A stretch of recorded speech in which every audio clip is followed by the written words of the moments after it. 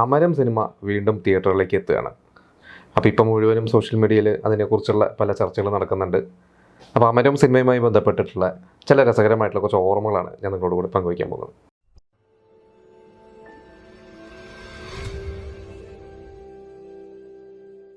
ഏകദേശം ഒരു മാസം മുമ്പ് ഒരു സിനിമയുടെ ലോഞ്ചിൻ്റെ സമയത്താണ്. അന്ന് ശ്രീകണ്ഠൻ നായർ, ഫ്ലവേഴ്സ് ടിവിയുടെ ശ്രീകണ്ഠൻ നായർ പറഞ്ഞിരുന്നു ഇങ്ങനെ അമരം വീണ്ടും തിയേറ്ററിലേക്ക് എത്തുകയാണ്, അവരാണ് ആ ഒരു സിനിമ വീണ്ടും തിയേറ്ററിലേക്ക് എത്തിക്കുന്നതെന്നൊക്കെ അന്ന് പറഞ്ഞിരുന്നു. അപ്പോൾ ഞാനും അപ്പോഴാണ് ആ ഒരു സിനിമ, അതിനു മുമ്പും നമ്മൾ സോഷ്യൽ മീഡിയയിൽ കണ്ടിരുന്നു മമ്മൂക്കയുടെ സിനിമകൾ തിയേറ്ററിലേക്ക്, പുതിയ സിനിമകൾ, പഴയ സിനിമകൾ വീണ്ടും 4K റിലീസ് ചെയ്യുന്നതിനെ കുറിച്ചൊക്കെ അതിൽ അമരത്തിൻ്റെ പേരൊക്കെ കേട്ടിരുന്നു. അപ്പോൾ ഇപ്പോൾ എന്തായാലും അത് തിയേറ്ററിലേക്ക് എത്തുകയാണ്. അപ്പോൾ ഇപ്പോൾ നമ്മൾ കണ്ടിരുന്നു സോഷ്യൽ മീഡിയയിലൊക്കെ കൂടുതൽ ന്യൂസ് ചാനൽസൊക്കെ മാധു, അതിൽ ഹീറോയിനായിട്ട് അഭിനയിച്ച മാധു, അവരിപ്പോൾ വിദേശത്താണ്. അപ്പോൾ അവരുടെ കുറച്ച് ഇൻ്റർവ്യൂസും കാര്യങ്ങളൊക്കെ വീണ്ടും ആ സിനിമയെക്കുറിച്ചൊക്കെ അവർ സംസാരിക്കുന്നതൊക്കെ നമ്മൾ കണ്ടിരുന്നു. അപ്പോൾ അമരം എന്ന് പറയുന്നൊരു സിനിമ കാണാത്ത മലയാളികൾ ഉണ്ടാവില്ല. മമ്മൂക്കയുടെ തന്നെ എന്താ പറയുക, അത് മമ്മൂക്ക അല്ലാതെ വേറെ ആർക്കും ആ ഒരു റോള് ചെയ്യാൻ പറ്റില്ല. ആ ഒരു രീതിയിലാണ് മമ്മൂക്ക ചെയ്തു വെച്ചിരിക്കുന്നത്. അപ്പോൾ ആ ഒരു സിനിമയിൽ നമുക്കറിയാം മമ്മൂക്കയെ കൂടാതെ മമ്മൂക്കയുടെ മകളായിട്ട് മാധു, പിന്നെ അശോകൻ.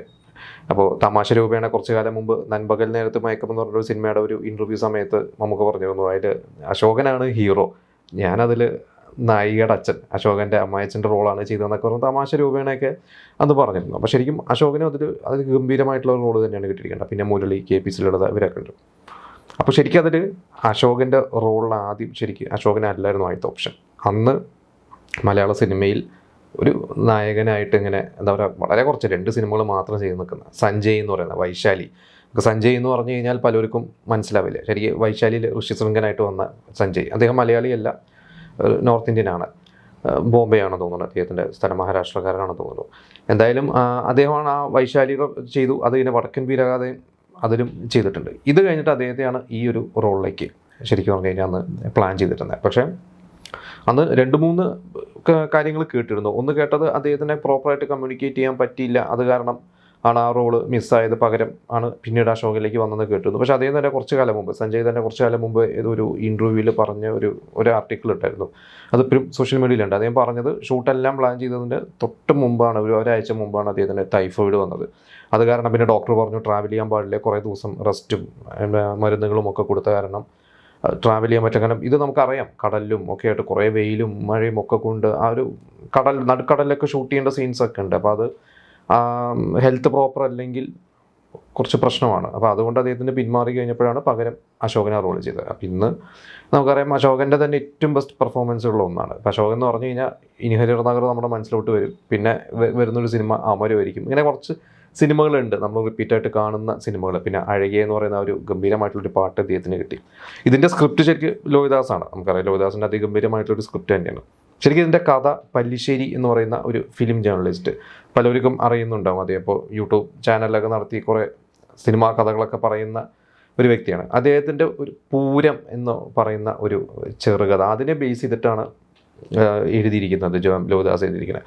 അപ്പോൾ പൊതുവേ നമുക്കറിയാം ലോഹിദാസിൻ്റെ സ്ക്രിപ്റ്റുകളൊക്കെ എന്നൊക്കെ പറഞ്ഞു കഴിഞ്ഞാൽ ലോഹിദാസിൻ്റെ തന്നെ മനസ്സിലുണ്ടാകുന്ന ഐഡിയാസും കഥകളൊക്കെ തന്നെയാണ് അധികം സിനിമകളാക്കാറുള്ളത്. അപ്പോൾ തനിയാവർത്തനം മുതൽ എടുത്തു കഴിഞ്ഞാൽ കിരീടായാലും എല്ലാത്തിൻ്റെയും ഒരു തുടക്കം ലോഹിദാസിൻ്റെ മനസ്സിൽ തന്നെ. മറ്റൊരു സംവിധായകൻ്റെയോ അല്ലെങ്കിൽ മറ്റൊരു വ്യക്തിയുടെ ഒരു കഥ ലോഹിദാസ് സിനിമയാക്കിയിട്ടില്ല എന്നുള്ളത് തന്നെയാണ് എൻ്റെ അറിവ്. അപ്പോൾ ഇതിനെക്കുറിച്ച് ഒരു ആർട്ടിക്കിൾ ഞാൻ പണ്ട് വായിച്ചൊരു ഓർമ്മയുണ്ടാവില്ല. ലോഹിദാസ് ഇതിൻ്റെ ഒരു എഴുത്തുമായി ബന്ധപ്പെട്ട് കുറച്ച് കൺഫ്യൂഷനാണ്. കാരണം വേറൊരാളുടെ ഒരു ത്രെഡ് ആയതുകൊണ്ട് ലോഹിദാസ് അതൊന്ന് വേണം ഒരു തിരക്കഥ ഉണ്ടാക്കിയെടുക്കാൻ. അപ്പോൾ ലോഹിദാസിന് അതിൽ കുറച്ച് ഒരു ടെൻഷനും കുറച്ച് എന്താ പറയുക, ഒരു അത്ര സ്മൂത്ത് അല്ല കാര്യങ്ങൾ ലോഹിദാസിൻ്റെ ഒരു എഴുത്ത്. കാരണം മറ്റേ സാധാരണ ലോഹിദാസിൻ്റെ സ്വന്തം കഥകൾ എഴുതുന്ന പോലെയല്ല, അതുകൊണ്ട് കുറച്ച് ബുദ്ധിമുട്ടിയാണ് ലോഹിദാസ്. പിന്നെ അതെല്ലാം നമുക്കറിയാം ആ മുക്കുവന്മാരുടെ ഭാഷയും, അപ്പോൾ കുറച്ച് ബുദ്ധിമുട്ടൊക്കെ ആയിരുന്നു എന്നൊക്കെ അന്ന് ഞാൻ വായിച്ചിട്ടുണ്ട്. എന്തായാലും ആ സിനിമ 91 ജനുവരിയിലാണ് റിലീസാകുന്നത്, ജനുവരി ഫെബ്രുവരി റിലീസാകുന്നത്. അന്ന് എനിക്ക് തോന്നുന്നത് കുറച്ച് ലക്ഷങ്ങൾ ചിലവിട്ട് കോടികൾ ഗ്രോസ് കളക്ഷൻ നേടിയ ഒരു സിനിമ തന്നെയാണ്. അതിന് മുരളിക്ക് സ്റ്റേറ്റ് അവാർഡ് കിട്ടിയിട്ടുണ്ട്, സഹനടന്. KP ലളിതയ്ക്ക് മികച്ച സഹനടിക്കുള്ള സ്റ്റേറ്റ് അവാർഡും കിട്ടി, നാഷണൽ അവാർഡും കിട്ടി.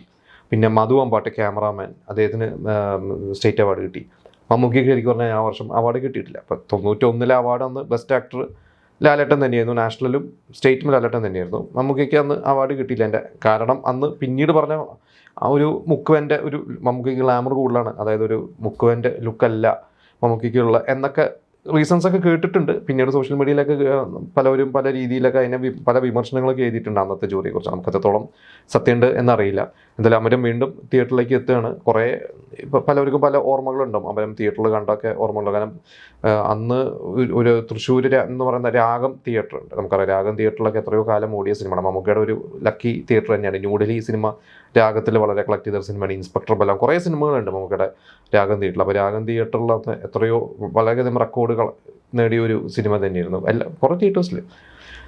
ഈ പറഞ്ഞ പോലെ അന്ന് ലിമിറ്റഡ് സെൻറ്റേഴ്സിലാണ്, ഒരു 14-15 സെൻറ്റേഴ്സിലേക്കാണ് അന്ന് സെൻറ്റേഴ്സിൽ ഇറക്കുന്നത്. അതിൽ ഈ പറയുന്ന ഒരു 3-4 ഡിസ്ട്രിക്ട്സിലെ മെയിൻ സെൻറ്റേഴ്സിൽ 100 ദിവസവും 150 ദിവസവും മുകളിൽ ഓടിയ ഒരു സിനിമ തന്നെയാണ്. പിന്നെ B ക്ലാസ് C ക്ലാസ് തിയേറ്റേഴ്സിലൊക്കെ നല്ലോണം ഓടിയിട്ടുണ്ട്. എന്തായാലും ഇപ്പോൾ ഇത് വീണ്ടും 4K ആയിട്ട് വീണ്ടും തിയേറ്ററിലേക്ക് എത്തുകയാണ്.